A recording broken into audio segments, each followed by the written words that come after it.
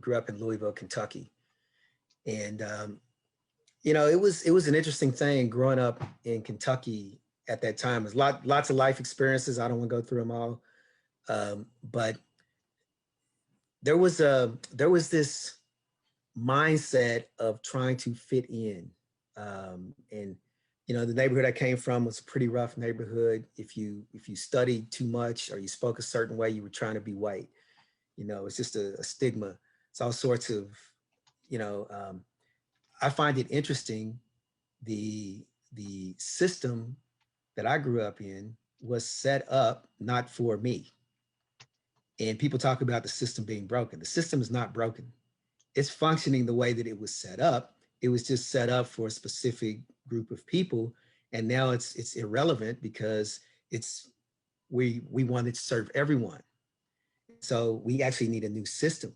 But growing up in that system, how could I not have some self-hate? How could I not have some interned bias and racism towards self? How could I not be a racist myself, which I didn't know until I moved out to California and they told me the Ku Klux Klan doesn't march on Martin Luther King's birthday out here down the street in full dress. I thought that was a normal thing growing up in Kentucky in the 60s and 70s. That's my part of my mentality. I'm thinking that's normal.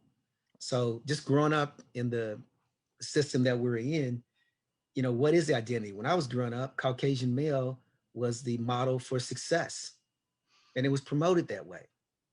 And if you wanted to make it in corporate America, you had to try to fit in.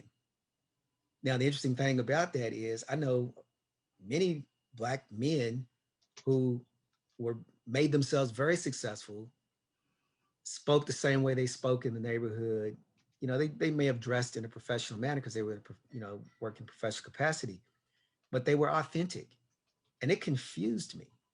It absolutely confused me because what I saw in media, what, you know, the messages that I was receiving was I couldn't be my authentic self and make it in corporate America. But luckily, I had models that showed me that that's was absolutely false.